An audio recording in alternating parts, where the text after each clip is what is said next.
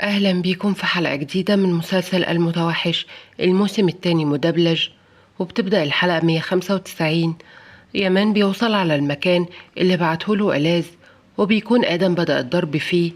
بيزعق يامان فيهم إنه يبعدوا عنه، وبيستهزأ آدم بيامان وبيقول ما لقيتش غير ده وانت مش هتقدر علينا. بيرد ألاز بثقة هو لوحده كفيل بيكم كلكم. وبيرد يامان مش رجولة انكم تتجمعوا كلكم على واحد بس. بيرد آدم بس أخوك جه لحد بيتي وضايق أختي. بيرد يامان يبان من كلامك إن عندك حق، بس في حاجات أنت ما تعرفهاش. بيزعق آدم وبيضرب يامان على صدره وبيقول وهتفرق في إيه أعرف ولا لأ؟ أنا هقولها مرة واحدة، خليه يبعد عن أختي لأن خلاص بقى ليها أهل وأخ يحميها، وما بقتش مقطوعة من شجرة زي زمان. يامان بيغضب وبيرد كفاية بقى، البنت دي أنا أخوها وأبوها وأمها وكل عيلتها، أنا اللي كبرتها وربيتها واعتنيت بيها. بيستهزأ آدم وبيرد لأ واضح عنايتك ليها، الأحسن دلوقتي تمشوا من قدامي وإلا هتمشوا جثث يا كلب. يامان بيغضب على الآخر وبيرد ألاز معنى كده جهزوا القبور. وبتبدأ المطحنة وبينزل يامان فيهم ضرب. شجلة مربوطة في مستودع وبتصرخ ساعدوني يا ناس. بيزعق فيها واحد إنها تسكت. بتترجاهم شجلة ما يعملوش فيها حاجة، وإنها مستعدة تديهم أي حاجة يطلبوها بس تمشي. بيرد عليها واحد منهم اسكتي بقى، هتعرفي كل حاجة في وقتها. وبيسيبوها وبيمشوا. وبعد شوية بيتفتح الباب تاني وبيدخل جسور، وبيبقى هو اللي خطفها. وبتبقى شجلة مرعوبة لما بيقرب منها، وكل ده وعينيها متغمية. بيفك جسور رباط عينيها، وبتتصدم شجلة أول ما بتشوفه ومش مصدقة إن هو اللي بيعمل فيها كده. وبيقعد قدامها جسور وبيقول ما قدرتش أضحي بيكي، لا هقدر علشانك ولا عشان أبوكي. وبيبصلها بحزن، وشجلة مصدومة صدمة كبيرة فيه. اسكندر حكى لهاندا إن يامان قريب من ديرين وكده بيشكل عليهم خطر. بتتضايق هاندا وبتفكر إن ديرين بتتقرب منه علشان تنتقم منها، بس اسكندر بيعرفها إن ديرين ملهاش أي ذنب ولا تعرف أي حاجة، وبيقول يامان هو اللي بيتقرب من ديرين وأكيد لسه بيدور ورا موضوع رويا، مع إن القاتل اتلقى بس هو لسه مصمم يعرف الحقيقة.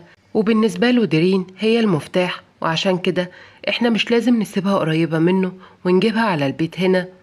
بتتعصب هاندا وبتجن وبترد عليه وانا مستحيل ادخلها على البيت ده. بيرد عليها عندك حل تاني للمصيبة اللي احنا فيها؟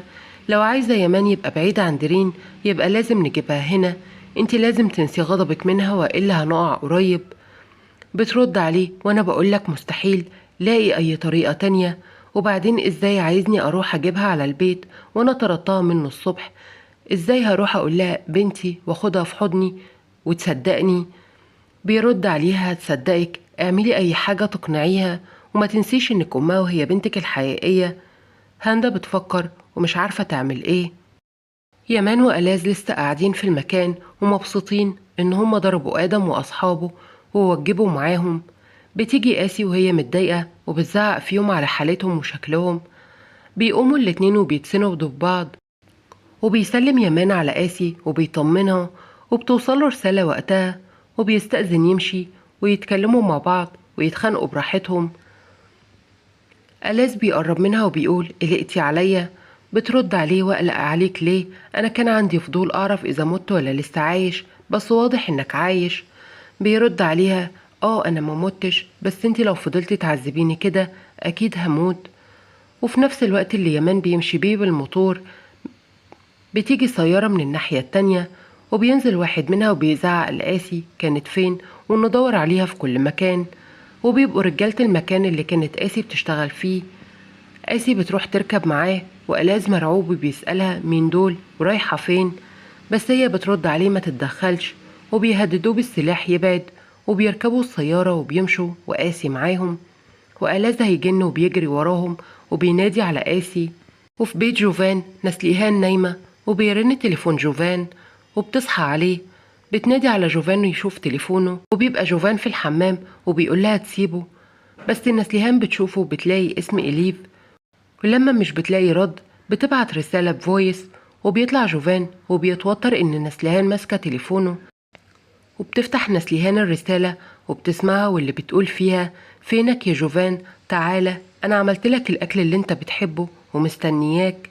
نسليهان بتتصدم صدمة كبيرة في جوفان ومش مصدقة إنه بيخونها، وجوفان بيتمنى الأرض تنشق وتبلعه، مش بينطق حرف واحد.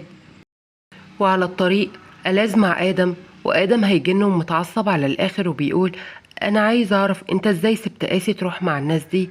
إزاي ما منعتهمش ياخدوها؟ كنت ارمي نفسك قدامهم ولا إنهم ياخدوها. بيرد ألاز عليه: آسي عارفاهم وركبت معاهم برضاها، وما قدرتش أمنعها وهددوني بالسلاح. أنت تعرف حاجة هما مين دول؟ بيرد عليه: شوية وهتعرفهم. وبيطلع سلاحه يجهزه، وبيعرف ألاز إن في واحد في تابلوه السيارة وياخده ويجهز نفسه هو كمان. ألاز بياخده وبيستعد للي هيحصل. هاندا بتوصل عند كرفان ديرين وبتحاول تضغط على نفسها علشان تتعامل معاها عادي، وبتخبط عليها. ديرين بتفتح وبتتصدم أول ما بتشوف أمها قدامها، وبتفتكر إنها جاية تزعق لها علشان اسكندر وصلها وقعد معاها وقضى اليوم معاها. وبتقول: أمي، لو انت جاية علشان عمو اسكندر جه ووصلني، هو ملهوش أي ذنب، أنا بس صعبت عليه وجه ووصلني. بس هاندا بتفاجئها وبتقول: أنا جاية علشان أخدك على البيت. ديرين بتتصدم أكتر ومش مصدقة نفسها، وبتطلب منها هاندا ترجع معاها على البيت. ديرين بتطير من الفرحة وبتجري تحضنها، بس هاندا ولا بتتأثر ومش بتعرف حتى إنها تحضنها ولا تلمسها.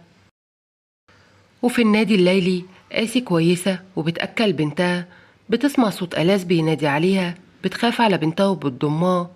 وبيدخل ألاز ورافع سلاحه ووراه آدم، بس ألاز بيتصدم صدمة كبيرة أول ما بيشوفها ومعاها طفلة صغيرة، وبينادي عليها آدم تيجي معاه، وبتترفع الأسلحة عليهم. وآسي مرعوبة على بنتها ومن اللي بيحصل، وألاز في حالة ذهول وبينزل سلاحه، وآدم بيزعق فيه فوق ويرفع السلاح من تاني، بس ألاز في عالم تاني. وبيجي واحد من ورا آدم وبيضربه على راسه وبيقع مغمي عليه، وألاز بيقول بصدمة: بنتي. وبيقع منه السلاح، وبيتضرب هو كمان على راسه وبيقع جنب آدم مغمي عليه. وآسي مذهولة من اللي حصل وخايفة على بنتها. وفي قاع جهنم يامان قاعد، وبيجي سرحان وبيقعد جنبه وبيسأله يامان عمل ايه. وبيجي فلاش باك ويامان واقف قدام بيت هاندا وبيراقبها، وبيشوف إنها بتلعب مع طفل صغير، وبيربط الأحداث ببعض. وبيفتكر ترجي سرحان ليه لو يعرف أي حاجة توصله لابنه يساعده وهو يعمله كل حاجة عايزها. بيتصل يامان بسرحان وبيقول: أنا عرفت مكان ابنك، إحنا لازم نتكلم. وبيروح له على البيت وبيعرفه كل حاجة والأدلة اللي وصلها، وبيوري له خبر إن هاندا اتبنت طفل صغير بعد وفاة ابنها في نفس التاريخ اللي رويا اختفت فيه، وإنها أكيد مش صدفة. وبيوريه كمان رسالة رويا على الكتاب وإن الولد ده هو ابنه. سرحان مصدوم ومش مصدق إنه كان بيلاعب ابنه وما يعرفش، وكان قريب منه للدرجة دي. وبيقول: أنا لازم أخد ابني منهم. بيرد يامان: إياك تعمل حاجة لوحدك، الناس دي قتلت رويا وواضح إنهم أخطر مما نتخيل، ولازم نمسك دليل عليهم الأول علشان نعرف نعاقبهم. بيرد سرحان: بس هما مش سهلين أبدا، دايما بيعرفوا يطلعوا نفسهم من أي مصيبة بسهولة، أنا عارفهم من زمان، عندهم علاقات في كل مكان وواصلين لدرجة محدش يتخيلها. بيرد يامان: وعلشان كده احنا لازم نتحرك أنا وإنت من غير ما حد يعرف أي حاجة، لا أمي ولا أبي ولا ألاز ولا شجلة، لأن أكيد مش عايزين اللي حصل في رويا يحصل لألاز وشجلة. مش لازم نعرض حياتهم للخطر ولا نلفت أي أنظار لينا أبدا. بيسألوا سرحان: طب واشمعنى أنا؟ بيرد عليه يامان: لأن في سببين، أول واحد إن محدش هيتوقع أبدا إن أنا وإنت نبقى مع بعض، والسبب التاني إنك مش هتقدر تمنعني من اللي عايز أعمله حتى لو مت. بيمسك سرحان صورة جان وبيرد: وأنا مستعد أعمل اللي أنت عايزه. بيرد يامان: إحنا هنستغل نقطة إنك تقدر تدخل لبيتهم، بس إياك تتصرف مع جان أي تصرف يشككهم فيك، يعني لازم تتعامل زي سرحان القديم، لا في مشاعر ولا ضعف، مستعد تعمل كده علشان ابنك. بيرد سرحان عليه: شكلك نسيت وش التاني، تقدر تثق فيا؟ بيرد يامان: يا ريت أعرف أقدر.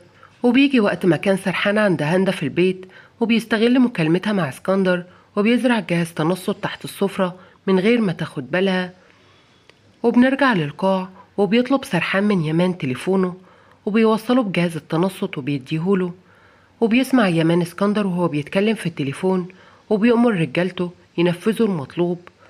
وبتوصل وقتها هندة ومعاها ديرين، وبيرحب بيها اسكندر، وبتبقى ديرين فرحانة جدا وبتشكره انه رجعها على البيت، وبتطلع على غرفتها. وبعدها بتقول هندة لاسكندر: احنا مش عارفين يامان عارف ايه، بس مش لازم نخليه يقرب من ديرين ابدا، ولو كبر الموضوع انت عارف هتتصرف ازاي. يامان بيبقى سامع كل الحوار وبيقول بغضب: ايا كان اللي عمل كده في رويا، انا مش هسيبه عايش ابدا على الارض دي. وبيسأله سرحان: ودلوقتي قدرت تثق فيا؟ وبيمد ايده ليامان وبيسلم على يامان بمعنى انه بدأ يثق فيه. وبيتحد سرحان ويامان لأول مرة بعد كل اللي حصل بينهم من أجل الانتقام لرويا وإن هم ياخدوا جان. وبتخلص الحلقة على كده. يا ريت لو الحلقة عجبتكم ما تنسوش اللايك والاشتراك في القناة وتفعلوا زر الجرس علشان يوصلكوا كل جديد. ومستنية رأيكم في التعليقات اللي بتشجعني دايما إني أكمل. مع السلامة.